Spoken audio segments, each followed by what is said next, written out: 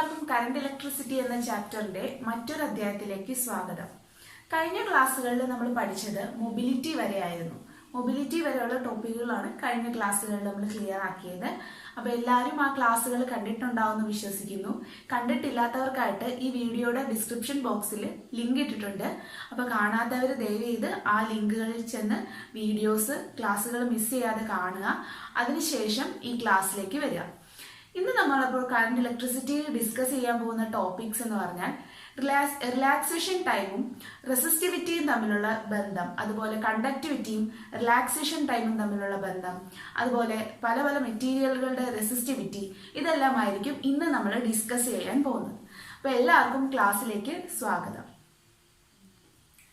നമ്മൾ ആദ്യം കാണാൻ പോകുന്നത് relation between rho and tau, അതുപോലെ സിഗ്മ ആൻഡ് ടോ, അതായത് റെസിസ്റ്റിവിറ്റിയും റിലാക്സേഷൻ ടൈമും തമ്മിലുള്ള ബന്ധം, അല്ലെങ്കിൽ കണ്ടക്ടിവിറ്റിയും റിലാക്സേഷൻ ടൈമും ആയിട്ടുള്ള റിലേഷൻ.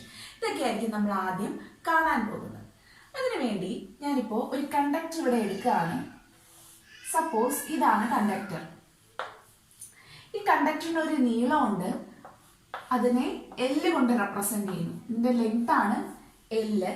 ഇനി ഇതിലൊരു കറണ്ട് ഫ്ലോ സംഭവിക്കുന്നുണ്ട്, അതിനെ I കൊണ്ട് റെപ്രസെന്റ് ചെയ്യുന്നു. അങ്ങനെയാണെങ്കിൽ നമുക്ക് കറണ്ടിന്റെ ഡെഫിനിഷൻ വെച്ചറിയാം. I എന്ന് പറഞ്ഞാൽ എന്താ? റേറ്റ് ഓഫ് ചേഞ്ച് ഓഫ് അല്ലെങ്കിൽ rate of flow of charge അല്ലെ? അപ്പൊ നമുക്ക് കറണ്ടിനെ എങ്ങനെ എഴുതാം? I ഈക്വൽ ടു Q/T എന്ന് എഴുതാം. ഒരു പർട്ടിക്കുലർ ടൈമിൽ ഫ്ലോ ചെയ്യുന്ന ചാർജ്, അതാണ് അവിടെ ഉണ്ടാകുന്ന കറണ്ട് എന്ന് പറയുന്നത്.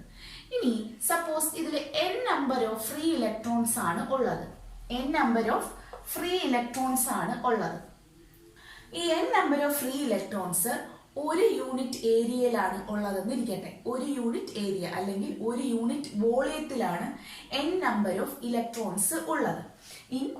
n നമ്പർ ഓഫ് ഇലക്ട്രോൺസ് ഇൻ 1 യൂണിറ്റ് വോളിയം. ഇനി ഒരു യൂണിറ്റ് വോളിയം എന്ന് പറഞ്ഞാൽ ഏരിയ ഇൻറ്റു ലെങ്ത് ആണ് നമുക്ക് വോളിയം കണ്ടുപിടിക്കാനുള്ള ഇക്വേഷൻ അല്ലെ? വോളിയം എന്ന് പറഞ്ഞാൽ ഏരിയ ഇൻറ്റു ലെങ്ത് വെച്ച് നമുക്ക് വോളിയം കണ്ടുപിടിക്കാം ഇല്ലേ? അതായത് നമ്മളൊരു വോളിയം കണ്ടുപിടിക്കുന്നത് എങ്ങനെയാ? Length into breadth into height ആണ്. അപ്പൊ ലെങ്ത് ഇൻറ്റു ബ്രെഡ്ത്ത് ചെയ്യുമ്പോഴത്തേക്കും നമുക്ക് ഏരിയ ആണ് അവിടെ കിട്ടുന്നത്, ഇൻറ്റു ഹൈറ്റ്, അതും ഒരു ലെങ്ത് ആണ്. അപ്പൊ നമുക്ക് ആ യൂണിറ്റ് വോളിയം കണ്ടെത്താൻ പറ്റും. അതായത് A into L, area into length എന്ന് പറയുന്ന ഈ യൂണിറ്റ് വോളിയത്തിലുള്ള ഫ്രീ ഇലക്ട്രോൺസിന്റെ എണ്ണമാണ് എന്ത്? N എന്ന് പറയുന്നത്. അങ്ങനെയാണെങ്കിൽ ഈ കണ്ടക്ടർ മുഴുവൻ എത്ര free electrons? Suppose capital N ആണ് ഈ കണ്ടക്ടർ ഫുള്ളുള്ള ഫ്രീ ഇലക്ട്രോൺസ് എങ്കിൽ ആ ഫുൾ ഫ്രീ ഇലക്ട്രോൺസിന് നമുക്ക് എങ്ങനെ എഴുതാം? ഒരു യൂണിറ്റ് വോളിയത്തിലുള്ള നമ്പർ ഓഫ് ഇലക്ട്രോൺസ് ഇൻറ്റു അത്രയും യൂണിറ്റ് വോളിയം അല്ലെ? അതായത് N into A into L ചെയ്താൽ നമുക്ക് എന്ത് കിട്ടും? Total number of free electrons in that conductor flowing through a time T അല്ലെ? അപ്പോ ഇനി നമുക്ക് ഇതിനെ ചാർജിന്റെ ടേമിൽ എഴുതാം. അപ്പൊ നമുക്ക് ഇവിടെ കിട്ടിയത് N എന്ന് പറഞ്ഞാൽ total number of free electrons ആണ്. Total number of free electrons ആണ് നമുക്ക് കിട്ടിയത്. ഇനി അതിന്റെ ചാർജ് കണ്ടുപിടിക്കാൻ എന്ത് ചെയ്യണം? ഒരു ഇലക്ട്രോണിന്റെ ചാർജുമായിട്ട് മൾട്ടിപ്ലൈ ചെയ്താൽ മതി അല്ലെ? n നമ്പർ ഓഫ് ഇലക്ട്രോൺസ് ഉണ്ടെങ്കിൽ ആ n ഇൻറ്റു ഒരു ഇലക്ട്രോണിന്റെ ചാർജ് ചെയ്താൽ നമുക്ക് ടോട്ടൽ ചാർജ് ആയ Q കിട്ടും. അപ്പൊ Qനെ നമുക്ക് എങ്ങനെ എഴുതാം? Q equal to N into E എന്ന് എഴുതാം അല്ലെ? സപ്പോസ് E ആണ് ഒരു ഇലക്ട്രോണിന്റെ ചാർജ് എങ്കിൽ Q എന്ന് പറയുന്നത് N ഇൻറ്റു E എന്ന് എഴുതാം. ഇനി N നമ്മൾ കണ്ടുപിടിച്ച് വെച്ചിട്ടുണ്ട്. എന്താണ് N? N into A into L ആണ് എന്ത്? ക്യാപിറ്റൽ N എന്ന് പറയുന്നത്. ഇൻറ്റു ഈ ഇയും കൂടെ കൊടുക്കാം, ഇൻറ്റു ഇ. ഇനി ഈ ക്യൂവിനുള്ള വാല്യൂ നമ്മൾ ഈ ഐയുടെ ഇക്വേഷനിൽ കൊണ്ട് സബ്സ്റ്റിറ്റ്യൂട്ട് ചെയ്യുവാണ്. അപ്പൊ നമുക്ക് ഐ എങ്ങനെ വരും? I equals N into A into L into E divided by T അല്ലെ? N into A into L into E divided by T. ഇനി നമ്മൾ ഒരു ടേം നമ്മൾ കഴിഞ്ഞ ക്ലാസ്സുകളിൽ പരിചയപ്പെട്ടിരുന്നു. എന്താണ്? ഡ്രിഫ്റ്റ് വെലോസിറ്റി എന്ന് പറയുന്ന ഒരു ടേം. ആ ഡ്രിഫ്റ്റ് വെലോസിറ്റി പറഞ്ഞപ്പോൾ പറഞ്ഞു നമുക്ക് സാധാരണ വെലോസിറ്റി എന്ന് പറഞ്ഞാൽ എന്താ, ഡിസ്പ്ലേസ്മെന്റ് ബൈ ടൈം, അല്ലെങ്കിൽ നമ്മൾ എടുത്തിരിക്കുന്ന വസ്തുവിന്റെ ഏതാണോ ആ ഡിസ്പ്ലേസ്മെന്റ് സംഭവിക്കുന്ന ആ ദൂരം അതേ ഡിവൈഡഡ് ബൈ ടൈം ചെയ്താൽ ആ സമയത്തുള്ള വെലോസിറ്റി നമുക്ക് കണ്ടുപിടിക്കാൻ പറ്റും അല്ലെ. സിമിലർ കേസിൽ ഒരു കണ്ടക്ടറിൽ ഉണ്ടാകുന്ന വെലോസിറ്റിയാണ് ഡ്രിഫ്റ്റ് വെലോസിറ്റി. ആ ഒരു പർട്ടിക്കുലർ ലെങ്തിലാണ് ആ ഡ്രിഫ്റ്റ് വെലോസിറ്റി ഉണ്ടാകുന്നത്. അപ്പൊ ഇവിടുത്തെ ഈ ടേം ശ്രദ്ധിച്ചേ, ഈ L/T എന്ന് പറയുന്ന ഈ ടേം എന്താണ്, ഡിസ്പ്ലേസ്മെന്റ് ബൈ ടൈമിന് എക്സാമ്പിൾ ആണ് അല്ലെ. ഡിസ്പ്ലേസ്മെന്റ് ബൈ ടൈം തന്നെയാണ് ഇവിടുത്തെ L/T എന്ന് പറയുന്നത്. അപ്പൊ ഈ ടേം എന്തായി പോകും, VD, അതായത് ഡ്രിഫ്റ്റ് വെലോസിറ്റി ആയി മാറും. അപ്പൊ നമുക്ക് L/T എന്തുകൊണ്ട് റീപ്ലേസ് ചെയ്യാം, VD കൊണ്ട് റീപ്ലേസ് ചെയ്യാം. അങ്ങനെ VD കൊണ്ട് റീപ്ലേസ് ചെയ്ത് ഞാൻ ഇക്വേഷൻ ഒന്നും കൂടി എഴുതുവാണ്. അപ്പൊ നമുക്ക് I = N × A × VDE എന്ന് ആയി അല്ലെ. N × A × VD × E. ഇനി നമ്മൾ ഡ്രിഫ്റ്റ് വെലോസിറ്റിക്ക് ഒരു ഇക്വേഷൻ നമ്മൾ കണ്ടെത്തിയിരുന്നു. അതെന്താ, VD എന്ന് പറഞ്ഞാൽ VD = EE/m ആണെന്ന് നമ്മൾ കണ്ടെത്തിയിരുന്നു അല്ലെ. കഴിഞ്ഞ ക്ലാസ്സുകളിൽ നമ്മൾ പരിചയപ്പെട്ടതാണ് VD എന്താണ്, EE/m. ഇനി ഈ ഡ്രിഫ്റ്റ് വെലോസിറ്റിയുടെ വാല്യൂ നമ്മൾ എവിടെ സബ്സ്റ്റിറ്റ്യൂട്ട് ചെയ്യും, കറണ്ട് ഇക്വേഷനിൽ സബ്സ്റ്റിറ്റ്യൂട്ട് ചെയ്ത് കൊടുക്കുക. അപ്പൊ എങ്ങനെ വരും, I = N × A × VDക്ക് പകരം EE/m × E അല്ലെ. NAEE/m × E എന്ന് നമുക്ക് എഴുതാൻ സാധിക്കും. ഇനി നമ്മൾ I = N × A × EE/m × E എന്ന് നമുക്ക് എക്സ്പ്രഷൻ കിട്ടി. നമ്മൾ ഈ കറണ്ടിൻ ഈ ഏരിയയെ എന്ന് പറയുന്ന ഈ ഏരിയയെ കറണ്ടിന് താഴേക്ക് കൊണ്ടുവരാൻ പോവാം. അപ്പൊ എന്ത് സംഭവിക്കുമെന്ന് നോക്കാം. അതായത് A ലെഫ്റ്റ് സൈഡിലേക്ക് നമ്മൾ കൊണ്ടുവരുന്നു. അപ്പൊ നമുക്ക് എങ്ങനെ വരും, I/A എന്ന് വരും അല്ലെ. I/A = ബാക്കിയുള്ള ടേം അതുപോലെ തന്നെ എഴുതാം. അതായത് N × E/m ഈ രണ്ട് ടൈംസ് വരുന്നുണ്ട്. അപ്പൊ എങ്ങനെ എഴുതും, E²/m എന്ന് ആയി അല്ലെ. ഇനി ഈ I/A നമ്മൾ എന്താണ് പഠിച്ചിട്ടുണ്ട്, I/A എന്താണ്, J ആണ്. J എന്ന് പറഞ്ഞാൽ കറണ്ട് ഡെൻസിറ്റി ആണ് I/A എന്ന് പറയുന്നത് അല്ലെ. കഴിഞ്ഞ ക്ലാസ്സിൽ നമ്മൾ പറഞ്ഞതാണ് കറണ്ട് ഡെൻസിറ്റി എന്താണെന്ന്. അപ്പൊ അത് കണ്ടിട്ടില്ലാത്തവർ ആ ക്ലാസ്സുകൾ പോയി കാണുക. അപ്പൊ നമുക്ക് അവിടെ നിന്നാണ് നമുക്ക് കറണ്ട് ഡെൻസിറ്റി കണ്ടുപിടിച്ചിരിക്കുന്നത്. നമ്മള് കറണ്ട് ഡെൻസിറ്റി J എങ്ങനെയാണ് എഴുതിയത്, I/A ആണ് എഴുതിയത്. അപ്പൊ നമുക്ക് ഇവിടെ I/Aക്ക് പകരം എന്ത് കൊടുക്കാം, J എന്ന് പറയുന്ന ടേം കൊടുക്കാം. അപ്പൊ ഈ ഇക്വേഷൻ ഒന്നും കൂടെ എങ്ങനെ മാറും, J = N × E/E²/m ഇങ്ങനെ എഴുതാലോ. J = NE/E²/m എന്ന് എഴുതാം. ഇനി നമ്മൾ Jക്ക് മറ്റൊരു ഇക്വേഷൻ നമ്മൾ കണ്ടെത്തിയിരുന്നു. എന്താ, കണ്ടക്ടിവിറ്റിയുമായിട്ട് റിലേറ്റ് ചെയ്തുകൊണ്ട് Jയെ നമ്മൾ ഇലക്ട്രിക് ഫീൽഡിന്റെയും കണ്ടക്ടിവിറ്റിയുടെയും ബേസിൽ നമ്മൾ പറഞ്ഞിരുന്നു. അതായത് J = σE എന്ന് പറഞ്ഞ് നമ്മൾ എഴുതിയിരുന്നു കഴിഞ്ഞ ക്ലാസ്സിൽ. J = σE എന്ന് പറഞ്ഞ് നമ്മൾ എഴുതിയിരുന്നു. ആ σE Jക്ക് പകരം ആ σE നമ്മൾ സബ്സ്റ്റിറ്റ്യൂട്ട് ചെയ്ത് കൊടുക്കുകയാണ് ഇവിടെ ചെയ്യുന്നത്.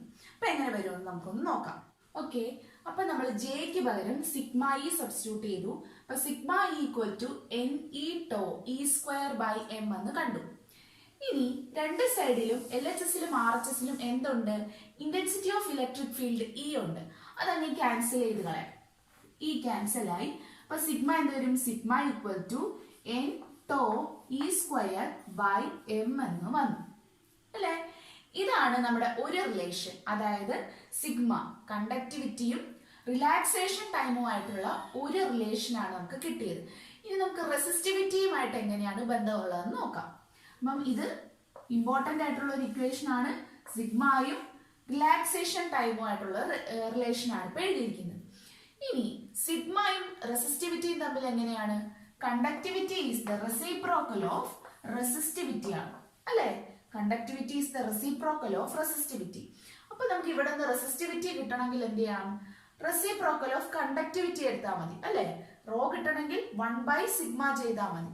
അപ്പൊ നമുക്ക് റോ എങ്ങനെ എഴുതാം, ഇവിടെ 1/σ കൊടുക്കുമ്പോൾ ഈ ടേമിൽ 1/σ കൊടുക്കുമ്പോൾ നമുക്ക് ഫൈനലി കിട്ടിയ ആൻസറിനെ റെസിപ്രോക്കൽ എടുത്താൽ മതി അല്ലെ. അതായത് m/ne² ടോ എന്ന് വരും അല്ലെ. ഇത് കണ്ടക്ടിവിറ്റി ആണ്. അപ്പൊ കണ്ടക്ടിവിറ്റിയുടെ റെസിപ്രോക്കൽ എടുത്താൽ എന്ത് കിട്ടും? റെസിസ്റ്റിവിറ്റി കിട്ടും. അപ്പൊ റെസിസ്റ്റിവിറ്റി അങ്ങനെയാണെങ്കിൽ m/ne² ടോ ആണ് റെസിസ്റ്റിവിറ്റി എന്ന് പറയുന്നത്. ഈ രണ്ട് ഇക്വേഷനും നമ്മൾ അറിഞ്ഞിരിക്കേണ്ടതാണ്. കാരണം ഇത് പിന്നീട് അങ്ങോട്ട് നമ്മൾ റെസിസ്റ്റിവിറ്റി, പല മെറ്റീരിയലുകളുടെ റെസിസ്റ്റിവിറ്റി ഒക്കെ കണ്ടുപിടിക്കാനും അതുപോലെ റെസിസ്റ്റിവിറ്റിയും ടെമ്പറേച്ചറുമായിട്ടുള്ള ഡിപ്പെൻഡൻസ് പറയാൻ വേണ്ടിയിട്ടും എല്ലാം ഉപകരിക്കുന്ന ഒരു ഇക്വേഷനാണ് ഈ രണ്ട് ഇക്വേഷനുകൾ എന്ന് പറയുന്നത്. അപ്പം ഈ രണ്ട് ഇക്വേഷൻ ബൈ ഹാർട്ട് ആയിരിക്കണം. നമുക്ക് ഇതിൽ നിന്ന് റിലേഷൻ പറയാനുണ്ട്. അതായത് റെസിസ്റ്റിവിറ്റിയും റിലാക്സേഷൻ ടൈമും തമ്മിൽ എങ്ങനെയാണ്? റെസിസ്റ്റിവിറ്റിയും റിലാക്സേഷൻ ടൈമുമായിട്ട് ഇൻവേഴ്സ്ലി പ്രപ്പോർഷൻ ആണ് അല്ലെ. താഴെയല്ലേ റിലാക്സേഷൻ ടൈം വന്നിരിക്കുന്നത്. അതായത് റെസിസ്റ്റിവിറ്റി കൂടിയാൽ റിലാക്സേഷൻ ടൈം കുറയും. റെസിസ്റ്റിവിറ്റി കൂടിയാൽ റിലാക്സേഷൻ ടൈം കുറയുകയാണ് ചെയ്യുന്നത്. റെസിസ്റ്റിവിറ്റി കുറഞ്ഞാൽ റിലാക്സേഷൻ ടൈം കൂടും. ഇതെങ്ങനെയാണെന്നൊക്കെ സംഭവിക്കുന്നതെന്നൊക്കെ ഡീറ്റെയിൽഡ് ആയിട്ട് വരും സെക്ഷനുകളിൽ ഉണ്ടാവും. അപ്പൊ ഇത്രയും ഓർക്കുക, റെസിസ്റ്റിവിറ്റിയും റിലാക്സേഷൻ ടൈമുമായിട്ട് ഇൻവേഴ്സ്ലി പ്രപ്പോർഷണൽ ആയിരിക്കും. റെസിസ്റ്റിവിറ്റി കൂടിയാൽ റിലാക്സേഷൻ ടൈം കൂടും, റെസിസ്റ്റിവിറ്റി കുറഞ്ഞാൽ റിലാക്സേഷൻ ടൈം കുറയും. അപ്പൊ ഇത്രയും കാര്യങ്ങൾ നല്ലതായിട്ട് ഓർത്ത് വെക്കുക. നമ്മൾ ഇനി അടുത്ത് കാണാൻ പോകുന്നത് പല മെറ്റീരിയലുകൾക്ക് റെസിസ്റ്റിവിറ്റി എന്ത് വരുമെന്നാണ് കാണാൻ പോകുന്നത്. അതായത് നമ്മൾ മെറ്റീരിയലിനെ മെയിൻലി മൂന്നായിട്ടാണ് ക്ലാസിഫൈ ചെയ്തിരിക്കുന്നത്. ഏതൊക്കെയാണ്? കണ്ടക്ടേഴ്സ് ഉണ്ട്, സെമി കണ്ടക്ടേഴ്സ് ഉണ്ട്, ഇൻസുലേറ്റേഴ്സ് ഉണ്ട്. ഇതിന് പുറമെ വേറൊരു ക്ലാസിഫിക്കേഷൻ ഉണ്ട്. അത് ഇലക്ട്രിസിറ്റിയിലാണ് നമ്മൾ കൂടുതലും യൂസ് ചെയ്യുന്നത്. അലോയ്സ് എന്ന് പറയും. അതായത് പല എലമെന്റ്സുകളിനെ മിക്സ് ചെയ്ത് ഉണ്ടാക്കിയെടുക്കുന്ന മെറ്റീരിയലുകളാണ് അലോയ്സ് എന്ന് പറയുന്നത്. അപ്പൊ നമ്മൾ ഇവിടെ പഠിക്കേണ്ടത് കണ്ടക്ടേഴ്സിന്റെയും സെമി കണ്ടക്ടേഴ്സിന്റെയും ഇൻസുലേറ്റേഴ്സിന്റെയും അതുപോലെ തന്നെ അലോയ്സിന്റെയും കൂടെ നമ്മൾ അറിഞ്ഞിരിക്കണം. എന്ത്? റെസിസ്റ്റിവിറ്റി. അപ്പൊ ഓരോന്നായിട്ട് നമുക്ക് നോക്കാം. ആദ്യം നമ്മൾ കണ്ടക്ടേഴ്സിന്റെ റെസിസ്റ്റിവിറ്റി ഏത് റേഞ്ചിലാണ് വരുന്നത്, അതുപോലെ റെസിസ്റ്റിവിറ്റി കുറഞ്ഞത് ഏതിനാണ്, കൂടിയത് ഏതിനാണ് എന്നാണ് നോക്കാൻ പോകുന്നത്. അപ്പൊ ആദ്യത്തേത് കണ്ടക്ടേഴ്സ്.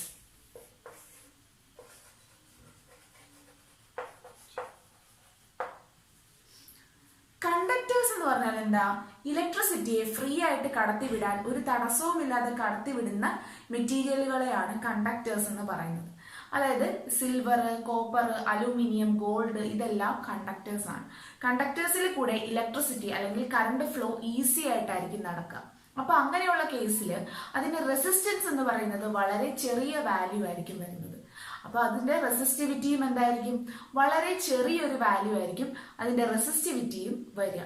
അപ്പൊ കണ്ടക്ടേഴ്സിന്റെ റെസിസ്റ്റിവിറ്റിയുടെ റേഞ്ച് വരുന്നത് 10⁻⁸നും 10⁻⁶ ഓം മീറ്ററിനും ഇടയ്ക്കാണ്. എത്രയാണ്? 10⁻⁸നും 10⁻⁶ ഓം മീറ്ററിനും ഇടയ്ക്കാണ് കണ്ടക്ടേഴ്സിന് റെസിസ്റ്റിവിറ്റി വരുന്നത്. അതിൽ തന്നെ ഏറ്റവും കുറവ് റെസിസ്റ്റിവിറ്റി എന്ന് പറഞ്ഞാൽ സിൽവറിനാണ് ഏറ്റവും കുറവ് റെസിസ്റ്റിവിറ്റി. അതുകൊണ്ട് തന്നെ സിൽവർ എന്ന് പറഞ്ഞാൽ ഏറ്റവും ഹൈലി കണ്ടക്ടിങ് ആയിട്ടുള്ള മെറ്റീരിയൽ ആണ് സിൽവർ എന്ന് പറയുന്നത്. അപ്പൊ സിൽവറിന്റെ റെസിസ്റ്റിവിറ്റി ഞാൻ ജസ്റ്റ് ഒന്ന് എഴുതാം.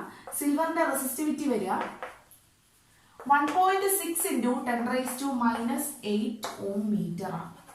സിൽവറിന്റെ റെസിസ്റ്റിവിറ്റി 1.6 × 10⁻⁸ ഓം മീറ്റർ ആണ് വരുന്നത്. ഇനി അടുത്ത ടൈപ്പ് മെറ്റീരിയൽ ആണ് സെമി കണ്ടക്ടേഴ്സ്. അടുത്താണ് നമ്മൾ കാണാൻ പോകുന്നത് സെമി കണ്ടക്ടേഴ്സ്.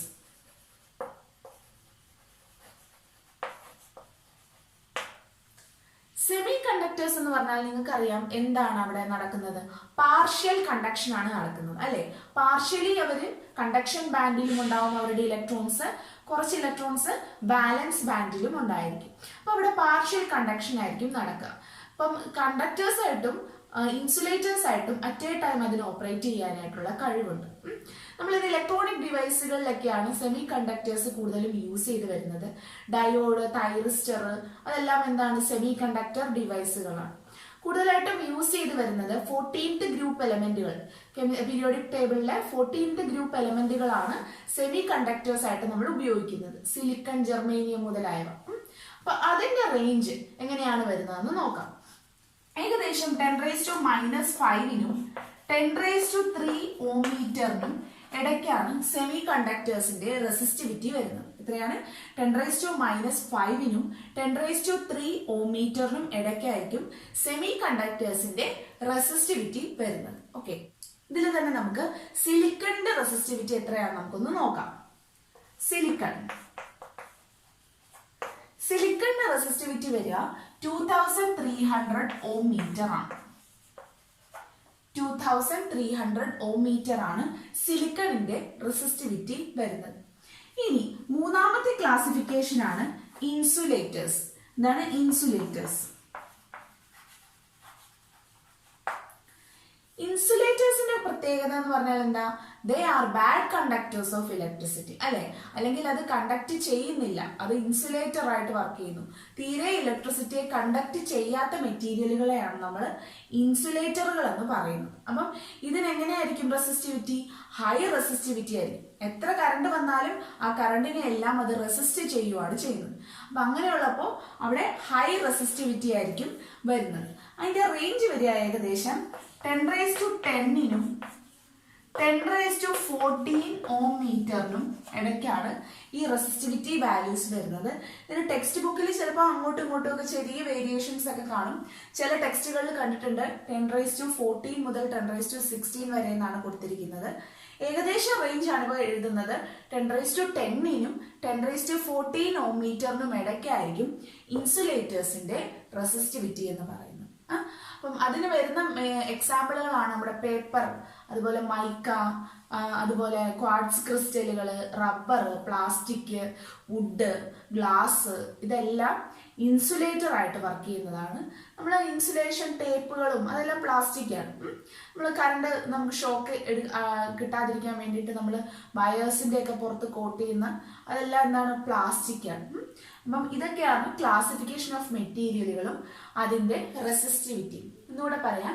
കണ്ടക്ടേഴ്സിനാണെങ്കിൽ 10⁻⁻8നും 10⁻⁻6 ഓം മീറ്ററിനും ഇടയ്ക്കായിരിക്കും റെസിസ്റ്റിവിറ്റി. അതിൽ തന്നെ ഏറ്റവും കുറവ് റെസിസ്റ്റിവിറ്റി ഉള്ളത് സിൽവറിനാണ്.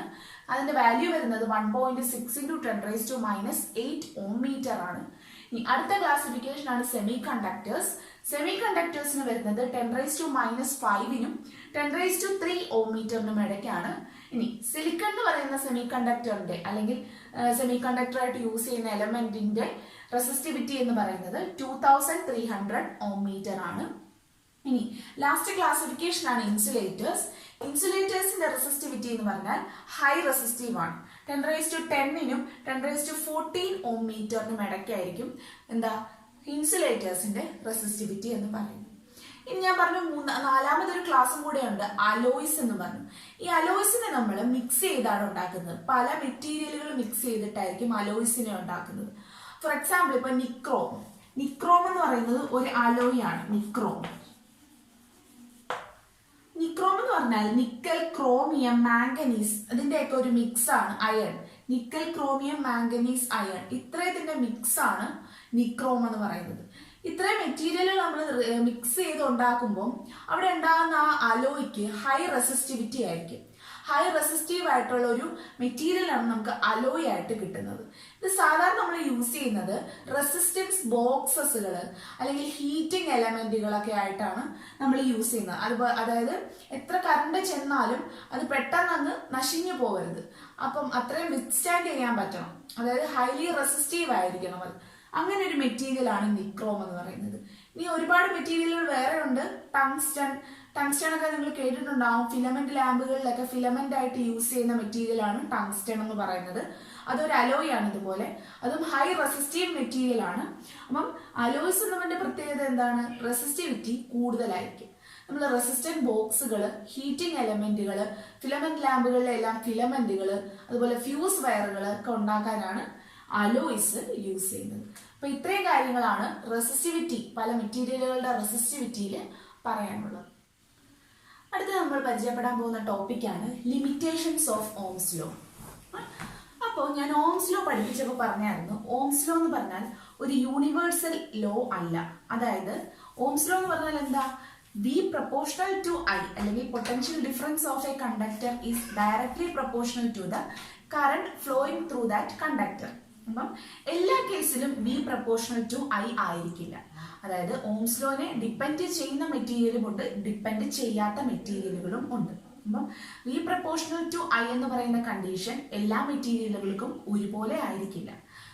ഒരുപോലെ ആണെങ്കിൽ, അതായത് V പ്രപ്പോർഷണൽ ടു I ആയിട്ടുള്ള മെറ്റീരിയൽസിനെ, ഓംസ് ലോനെ അല്ലെങ്കിൽ ഓംസ് ലോനെ ഡിപ്പെൻഡ് ചെയ്യുന്ന മെറ്റീരിയലുകളെ നമ്മൾ ഓമിക് മെറ്റീരിയലുകൾ എന്നാണ് പറയുന്നത്.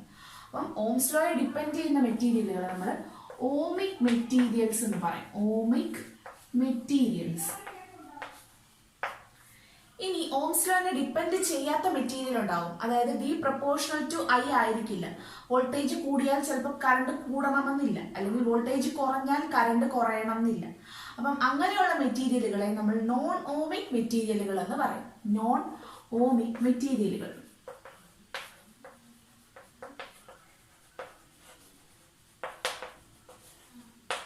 അപ്പം ഈ നോൺ ഓമിക് മെറ്റീരിയലുകളെ കുറിച്ചും അവിടെ വരുന്ന വ്യത്യാസങ്ങളെ കുറിച്ചുമാണ് നമ്മൾ ലിമിറ്റേഷൻസ് ഓഫ് ഓംസ് ലോയിൽ കാണാൻ പോകുന്നത്.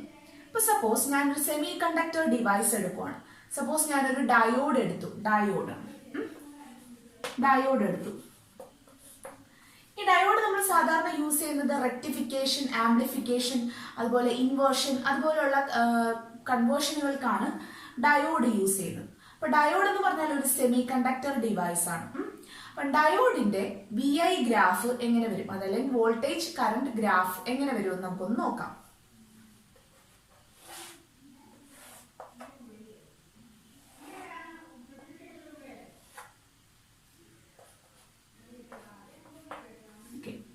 ഇതാണ് ഡയോഡിന്റെ വോൾട്ടേജ് കറന്റ് ഗ്രാഫ് എന്ന് പറയുന്നത്.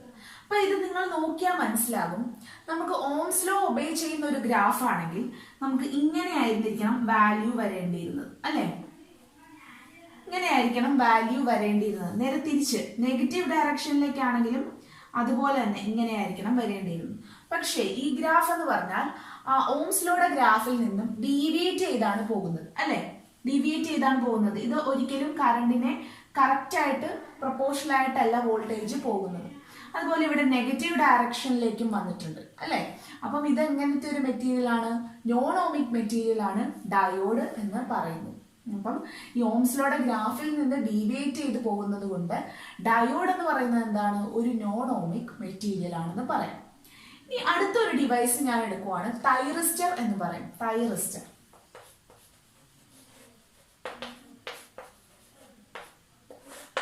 തൈറിസ്റ്റർ എന്ന് പറഞ്ഞാൽ ഒരു സെമി കണ്ടക്ടർ ഡിവൈസ് തന്നെയാണ് തൈറിസ്റ്റർ. നമ്മൾ സ്വിച്ചിങ് ഓപ്പറേഷനുകൾക്കൊക്കെ വേണ്ടിയിട്ടാണ് നമ്മൾ തൈറിസ്റ്റർ ഡിവൈസ് സാധാരണ യൂസ് ചെയ്യുന്നത്. അതുപോലെ ചോപ്പിങ്, ക്ലാമ്പിങ് എന്നൊക്കെ പറയുന്ന കുറെ പ്രോപ്പർട്ടീസ് ഉണ്ട്. ഒരു വേവ് ഫോമിനെ ക്ലാമ്പ് ചെയ്യുക, അല്ലെങ്കിൽ ഒരു സിഗ്നലിനെ ചോപ്പ് ചെയ്യുക എന്നൊക്കെ പറയുന്ന, അതായത് നിങ്ങൾ ഹയർ ലെവലുകളിലൊക്കെ പഠിക്കുന്നതാണ്. അപ്പം അവിടെയൊക്കെയാണ് നമ്മൾ തൈറിസ്റ്ററുകൾ യൂസ് ചെയ്യുന്നത്. ഒരു പവർ ഇലക്ട്രോണിക് ഡിവൈസ് ആണ് തൈറിസ്റ്റർ എന്ന് പറയുന്നത്. അപ്പം ഇതിന്റെ ഗ്രാഫ് വരുന്നത് എങ്ങനെയാണെന്നൊന്ന് നോക്കാം.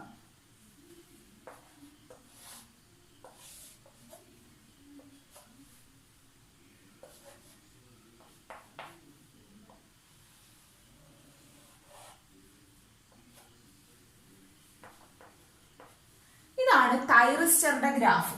VI ഗ്രാഫ് ആണ് തൈറിസ്റ്ററിന്റെ ഗ്രാഫ്. അപ്പൊ ഇത് കറക്റ്റ് ആയിട്ട് എന്തിന് എഗെയിനിസ്റ്റ് ആണ്? ഓംസ് ലോയ്ക്ക് എഗെയിനിസ്റ്റ് ആണ്. ഓംസ് ലോയുടെ ഗ്രാഫ് ആണെങ്കിൽ സ്ട്രെയിറ്റ് ലൈൻ വരണം. ഓംസ് ലോയ്ക്ക് എഗെയിനിസ്റ്റ് ആണ് എന്ത്? ഒരു തൈറിസ്റ്ററിന്റെ VI ഗ്രാഫ് എന്ന് പറയുന്നത്. ഇവിടെ നിങ്ങൾക്ക് നോക്കിയാൽ മനസ്സിലാകും. ഈ ഒരു പോയിന്റ് എടുത്തേ. ഇവിടെ വോൾട്ടേജ് V എന്ന് പറയുന്നു. സപ്പോസ് ഇത് V1 എന്ന് പറയുന്ന ഒരു വോൾട്ടേജ് ആണ് ഈ പോയിന്റിൽ എന്ന് പറയുന്നത്. ഈ പോയിന്റിന് കറസ്പോണ്ടിങ് ആയിട്ട് നമുക്ക് രണ്ട് കറണ്ടുകൾ കിട്ടുന്നുണ്ട്, I1 I2. കണ്ടോ? സെയിം വോൾട്ടേജിന് നമുക്ക് രണ്ട് കറണ്ടുകളാണ് ഇവിടെ കിട്ടിയിരിക്കുന്നത്. അതുപോലെ ഈ ഒരു പോയിന്റിലും, ഈ ഒരു പോയിന്റ് എടുത്താലും അതെ, നമുക്ക് ഒരു വോൾട്ടേജ് ഡ്രോപ്പ് ആണ്, അല്ലെ? കറണ്ട് ഇവിടെ, വോൾട്ടേജ് ഇവിടെ കൂടി, ആ സമയത്ത് കറണ്ട് കുറഞ്ഞു, അല്ലെ? അപ്പൊ വോൾട്ടേജും കറണ്ടും ഇൻവേഴ്സ്ലി പ്രൊപ്പോർഷണൽ ആയിട്ടുള്ള കേസാണ് ഇത്രയും പോർഷൻ എന്ന് പറയുന്നത്. അപ്പം ഒരു പോയിന്റ് എടുത്തപ്പോൾ നമുക്ക് വോൾട്ടേജിന്, സെയിം വോൾട്ടേജിന് തന്നെ രണ്ട് കറണ്ട് കിട്ടി. അതുപോലെ മറ്റൊരു പോയിന്റ് നോക്കിയപ്പോഴത്തേക്കും അവിടെ എന്താ സംഭവിച്ചത്? വോൾട്ടേജ് ഇൻക്രീസ് ചെയ്തതിനനുസരിച്ച് കറണ്ട് കുറയുവാണ് സംഭവിച്ചത്. എന്നാൽ ഈ ഇത്രയും ഒരു പോർഷൻ, ഇത്രയും ഒരു പോർഷൻ ഏകദേശം ഒരു സ്ട്രെയിറ്റ് ലീനിയർ ഗ്രാഫാണ് തന്നിരിക്കുന്നത്. വി കൂടുന്നതിനനുസരിച്ച് ഐ കൂടുന്നുണ്ട്. പക്ഷേ ഓൾ ഇൻ ഓൾ എടുക്കുകയാണെന്നുണ്ടെങ്കിൽ ഈ മൊത്തം ഗ്രാഫ് എടുത്താൽ നമുക്ക് ഒരിക്കലും പി പ്രപ്പോർഷണൽ ടു ഐ അല്ല ഇവിടെ സംഭവിച്ചിരിക്കുന്നത്. അപ്പം ഇതും എന്തൊരു എക്സാമ്പിൾ ആണ്? നോണോമിക് മെറ്റീരിയലുകൾക്ക് എക്സാമ്പിൾ ആണ്. അപ്പൊ ഈ ഒരു കേസുകളിൽ, ഈ രണ്ട് കേസുകളിലാണ് ഓംസ് ലോ ലിമിറ്റേഷൻസ് വരുന്നത്. ഓംസ് ലോയുടെ ലിമിറ്റേഷനുകൾ എന്ന് പറഞ്ഞാൽ ഡയോഡിന്റെ കേസിലും തൈറസ്റ്ററിന്റെ കേസിലും ഓംസ് ലോ ഒബേ ചെയ്യുന്നില്ല. അപ്പൊ അങ്ങനെ ഒരു കേസിൽ, അതായത് ഡയോഡും തൈറസ്റ്ററും ഒരു നോണോമിക് മെറ്റീരിയലുകൾക്ക് എക്സാമ്പിൾ ആണെന്ന് പറയാം. അപ്പം ഈ കാര്യം മനസ്സിലായെന്ന് വിചാരിക്കുന്നു.